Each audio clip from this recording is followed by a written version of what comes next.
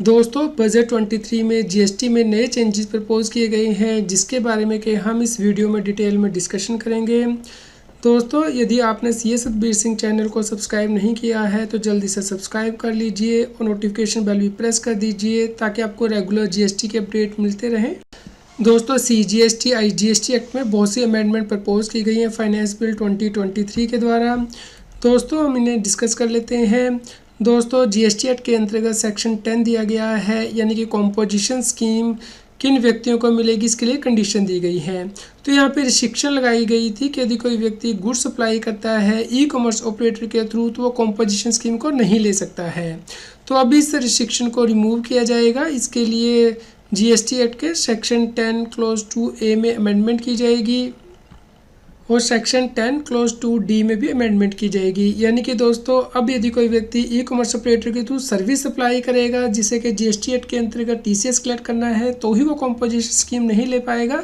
Otherwise यदि वो goods supply करेगा ई कॉमर्स ऑपरेटर के थ्रू तो वो कॉम्पोजिशन स्कीम ऑप्ट कर पाएगा।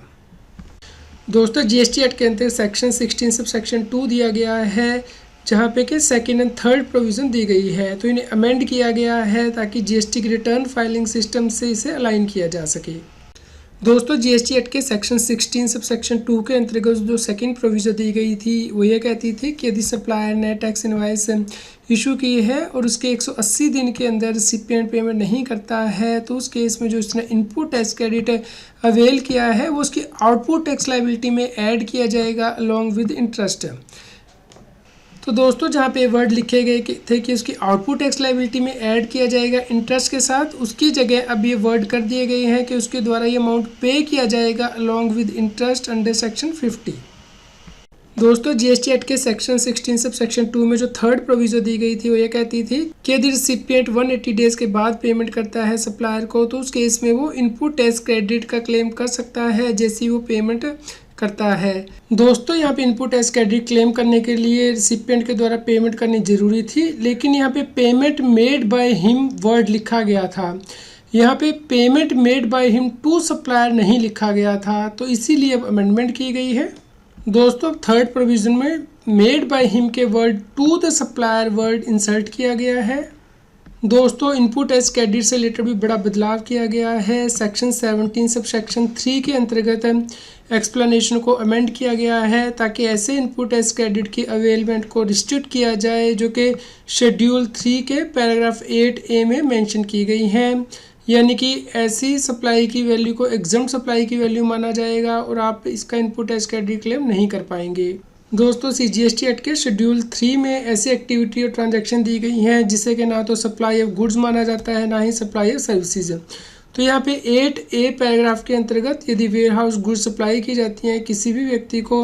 इससे पहले कि होम कंजम्पशन के लिए क्लियर की जाए तो उसे ना तो सप्लाई ऑफ गुड्स माना गया ना ही सप्लाई ऑफ सर्विसेज। तो इससे रिलेटेड जो इनपुट टैक्स क्रेडिट है वो आप नहीं क्लेम कर सकते, इसे वैल्यू ऑफ एग्जम्प्ट सप्लाई के अंदर आपको ऐड करना होगा। दोस्तों इस प्रकार शेड्यूल 3 के पैराग्राफ नंबर 8A के लिए जो एक्टिविटी जो ट्रांजैक्शन है वो प्रिस्क्राइब की जाएगी जिनकी के वैल्यू आपको ऐड करनी होगी एग्जम्प्ट सप्लाई के पर्पज से। दोस्तों जीएसटी एक्ट के अंतर्गत सेक्शन 17 सब सेक्शन 5 दिया गया है जो कि ब्लॉक्ड क्रेडिट की बात करता है, यानी कि ऐसी गुड्स और सर्विस जिनके ऊपर के आप इनपुट टैक्स क्रेडिट क्लेम नहीं कर सकते। दोस्तों यहाँ पे भी अमेंडमेंट की गई है। अब यदि कोई कंपनीज एक्ट के सेक्शन 135 के अंतर्गत कॉर्पोरेट सोशल रिस्पॉन्सिबिलिटी के लिए कोई गुड्स या फिर सर्विस रिसीव करेगी तो उसके ऊपर भी वो इनपुट टैक्स क्रेडिट क्लेम नहीं कर पाएगी। दोस्तों इसके लिए सेक्शन 17 सब सेक्शन 5 के अंतर्गत क्लोज F के बाद नया क्लोज FA इंसर्ट किया गया है ताकि ऐसी गुड्स और सर्विस जो कि कॉर्पोरेट सोशल रिस्पॉन्सिबिलिटी के अंतर्गत रिसीव की जाएंगी उसका इनपुट टैक्स क्रेडिट ना क्लेम किया जाए। दोस्तों जीएसटी एक्ट के अंतर्गत कुछ ऐसे व्यक्ति हैं जिनके कंपल्सरी रजिस्ट्रेशन लेना होता है, तो इसके लिए भी जीएसटी एक्ट को अमेंड किया गया है। यानी कि यदि उन्हें एग्जम्पशन दी गई है जीएसटी के रजिस्ट्रेशन लेने के लिए सेक्शन 23 सब सेक्शन 1 के अंतर्गत तो उस केस में उन्हें रजिस्ट्रेशन लेने की आवश्यकता नहीं होगी। इसके लिए ही सेक्शन 23 को अमेंड किया गया है। तो दोस्तों आप देख सकते हैं सेक्शन 23 में ये जो वर्ड है notwithstanding anything to the contrary contain in section 1 of section 22 और सेक्शन 24 ये वर्ड इंसर्ट किए गए हैं और इसे अमेंड किया गया सेक्शन 23 को। तो अब यदि व्यक्ति को एग्जम्पशन दी गई है जीएसटी के रजिस्ट्रेशन से, जैसे कि यदि व्यक्ति एक्सक्लूसिवली ऐसी गुड्स जो सर्विस सप्लाई करता है जिस पे कि कोई जीएसटी नहीं लगता है, पूरी तरह से एग्जम्प्ट है, या कोई एग्रीकल्चरिस्ट है, तो उसे जीएसटी में रजिस्ट्रेशन लेने की आवश्यकता नहीं होती है। तो इसी के लिए अभी क्लैरिफिकेशन 1 जुलाई 2017 से दी गई है। दोस्तों, आप जीएसटी R1 कब तक फाइल कर पाएंगे, इसके लिए टाइम लिमिट को स्पेसिफाई कर दिया गया है, जिसके बाद के आप अपनी आउटवर्ड सप्लाई यानी कि जो सेल्स की रिटर्न है जीएसटी R1 वो फाइल नहीं कर पाएंगे। और इसके लिए कंडीशंस भी गवर्नमेंट इम्पोज कर सकती है, जहाँ पे कि फर्दर टाइम को एक्सटेंड किया जा सकता है। दोस्तों, इस प्रकार जब आप अपनी जीएसटी R1 के उसके लिए जो ड्यू डेट होगी फाइल करने की, उसके बाद 3 साल के बाद आप उस जीएसटी R1 को फाइल नहीं कर पाएंगे। इसके अलावा गवर्नमेंट नोटिफिकेशन के द्वारा कुछ कंडीशन रिस्ट्रिक्शन लगा सकती है, जहाँ पे कि आप इस 3 साल की एक्सपायरी के बाद भी जीएसटी R1 को फाइल कर पाएंगे उस टैक्स पीरियड के लिए, यदि आपने फाइल नहीं की है। दोस्तों, यदि आपने जीएसटी R3B फाइल नहीं की है तो इसके लिए टाइम लिमिट दे दिया गया है कि कब तक आप जीएसटी R3B को फाइल कर सकते हैं, और इसके लिए इनेबलिंग प्रोविज़न भी दी गई है इस टाइम पीरियड के एक्सटेंशन के लिए। दोस्तों, यदि आपने जीएसटी R3B फाइल नहीं की है तो जीएसटी R3B फाइल करने के लिए जो ड्यू डेट होगी उसके एक्सपायरी के 3 साल के बाद आप उस टैक्स पीरियड के लिए जीएसटी R3B फाइल नहीं कर पाएंगे, लेकिन गवर्नमेंट नोटिफिकेशन जारी कर सकती है जहां पे कि आप 3 साल की एक्सपायरी के बाद भी जीएसटी R3B फाइल कर पाएंगे। दोस्तों, जीएसटी की एनुअल रिटर्न भी यदि आपने फाइल नहीं की है तो इसके लिए भी टाइम लिमिट दे दिया गया है जब तक कि आप रिटर्न फाइल कर सकते हैं, और एक्सटेंशन के लिए भी इनेबलिंग प्रोविज़न दी गई है। दोस्तों, यदि किसी टैक्स पेयर ने जीएसटी की एनुअल रिटर्न फाइल नहीं की है तो जो एनुअल रिटर्न को फाइल करने की ड्यू डेट होगी उसके एक्सपायर होने के 3 साल के बाद आप उस फाइनेंशियल ईयर के लिए जीएसटी R9 यानी कि एनुअल रिटर्न फाइल नहीं कर पाएंगे, लेकिन गवर्नमेंट नोटिफिकेशन जारी कर सकती है और ऐसी कंडीशंस और रिस्ट्रिक्शन लगा सकती है जहां पे कि आप 3 साल की एक्सपायरी के बाद भी एनुअल रिटर्न को फाइल कर पाएंगे। दोस्तों, ई कॉमर्स ऑपरेटर टीसीएस की रिटर्न कब तक फाइल कर सकते हैं, इसके लिए टाइम लिमिट दी गई है और उसकी एक्सटेंशन के लिए भी इनेबलिंग प्रोविज़न दी गई है। दोस्तों, ई कॉमर्स ऑपरेटर भी यदि टीसीएस की रिटर्न फाइल नहीं करते हैं तो उस केस में जो ड्यू डेट होगी टीसीएस की रिटर्न को फाइल करने की, उसकी एक्सपायरी होने के बाद 3 साल के बाद उस टैक्स पीरियड के लिए रिटर्न फाइल नहीं की जा सकती है, लेकिन गवर्नमेंट नोटिफिकेशन जारी करके इस टाइम को भी एक्सटेंड कर सकती है। दोस्तों, जीएसटी एक्ट के अंतर्गत यदि रिफंड क्लेम किया जाता था तो उस केस में प्रोविज़न दी गई थी कि जीएसटी ऑफिसर प्रोविजनल बेसिस पे रिफंड रिलीज करता था 90% अमाउंट, लेकिन यदि input as credit provisionally accept किया गया था तो उसे एक्सक्लूड किया जाता था। लेकिन क्योंकि अब जीएसटी में जो इनपुट एज क्रेडिट है वो सेल्फ असेसमेंट बेसिस पे ही क्लेम किया जाता है, इसलिए अब इस प्रोविज़न को डिलीट किया गया है। तो दोस्तों, जीरो रेटेड सप्लाई के केस में जब रिफंड लिया जाता था तो वहाँ पे जो वर्ड लिखा गया था excluding the amount of input as credit provisionally accepted, इसे डिलीट किया गया है। दोस्तों, यदि GST officer within time आपको जीएसटी का रिफंड नहीं देता है तो उस केस में आपको इंटरेस्ट किस प्रकार दिया जाएगा डिलेड रिफंड के ऊपर, इसके लिए इनेबलिंग प्रोविज़न की गई है सेक्शन 56 के अंतर्गत। दोस्तों, जब आप जीएसटी की रिफंड एप्लीकेशन लगाते हैं उसके एक्सपायरी के 7 दिन के बाद भी यदि जीएसटी ऑफिसर आपको रिफंड नहीं देता है तो उस केस में वो इंटरेस्ट देगा, लेकिन इंटरेस्ट की कैलकुलेशन किस प्रकार की जाएगी इसके लिए इनेबलिंग प्रोविज़न की गई है।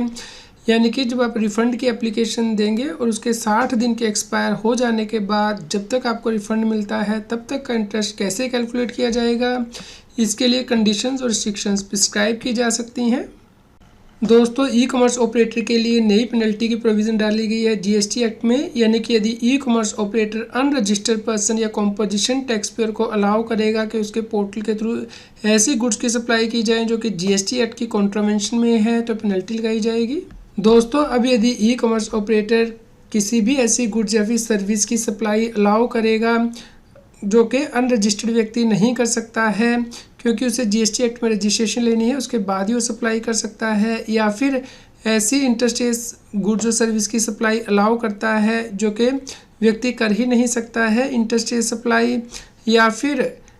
इनकरेक्ट स्टेटमेंट देता है यानी कि जो आउटवर्ड सप्लाई गुड्स की उसके थ्रू अफेक्ट हुई है जिसे कि जीएसटी एक्ट के अंतर्गत रजिस्ट्रेशन लेने से एग्जम्पशन दी गई थी, तो इन सभी केसेस में उसके ऊपर पेनल्टी लगाई जा सकती है 10,000 रुपीज़ की, या फिर जो टैक्स का अमाउंट इन्वॉल्व होगा जो भी हायर होगा। दोस्तों जीएसटी एक्ट के अंतर्गत कुछ ऐसे ऑफेंसेस जिन्हें कि डीक्रिमिनलाइज किया गया है, जो कि सेक्शन 132 सब सेक्शन 1 के क्लॉज जी, जे और के में मेंशन किए गए हैं। इसके अलावा प्रोसिक्यूशन लॉन्च करने के लिए मॉनेटरी जो थ्रेशोल्ड है उससे भी इंक्रीज़ किया गया है, यानी कि 1 करोड़ रुपये से 2 करोड़ रुपये किया गया है।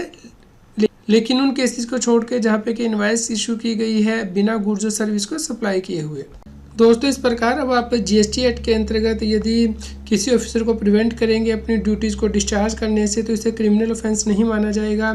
इसी प्रकार यदि आप मटेरियल एविडेंस या डॉक्यूमेंट को टेम्पर करेंगे, डिस्ट्रॉय करेंगे या फिर किसी इंफॉर्मेशन को